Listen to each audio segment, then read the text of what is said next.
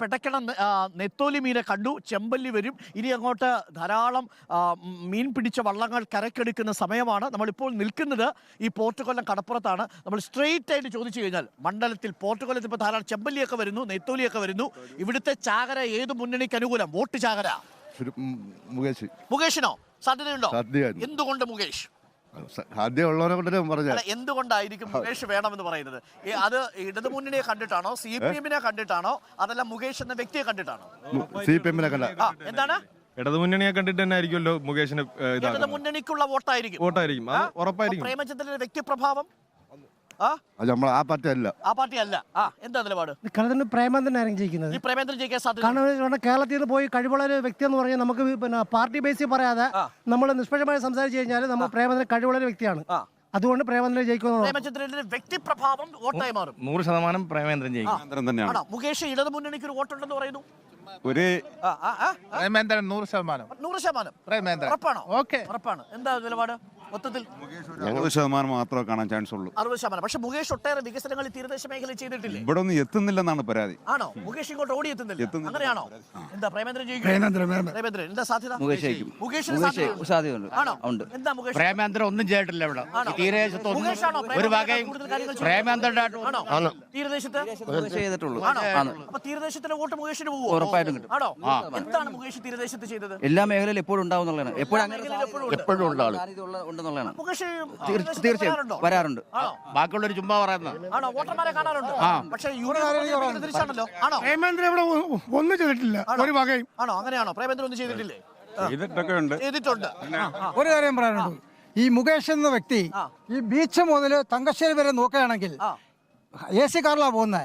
ഇറങ്ങിയിട്ട് ഈ ഇരിക്കുന്ന തീരദേശത്തിരിക്കുന്ന ഏതെങ്കിലും ഒരു അമ്മമാരടുത്തോ ഹലോ എന്താണെന്ന് പറഞ്ഞിട്ട് അതായിരിക്കും സുനാമി കോളനിയാ, അവിടെ ഇറങ്ങിയിട്ട് അമ്മ എന്തുണ്ട് സുഖമാണോ എന്ന് പറഞ്ഞൊരു വാക്ക് ചോദിച്ചിട്ടില്ല.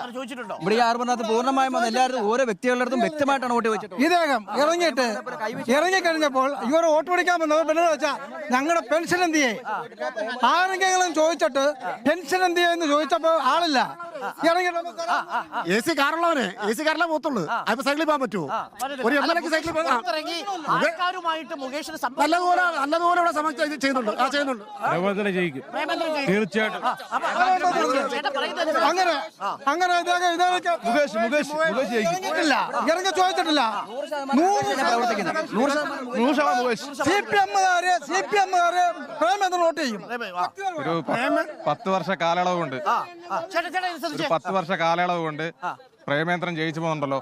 ഈ സാധാരണപ്പെട്ട മത്സ്യബന്ധന മേഖലയെക്കുറിച്ച് എന്തെങ്കിലും തരത്തിലുള്ള ബുദ്ധിമുട്ട് പാർലമെന്റിൽ അറിയിച്ചിട്ടുണ്ടോ? അതായത് മുകേഷ് NK പ്രേമേന്ദ്രൻ പാർലമെന്റിൽ 10 വർഷമായിട്ട് ഉണ്ടായിരുന്നിട്ടും ഈ തീരദേശ തൊഴിലാളികൾക്ക് വേണ്ടി സംസാരിച്ചിട്ടുണ്ടോ എന്നാണ് ചോദിച്ചിട്ടുണ്ട്. തീർച്ചയായിട്ടും സംസാരിച്ചിട്ടുണ്ട്.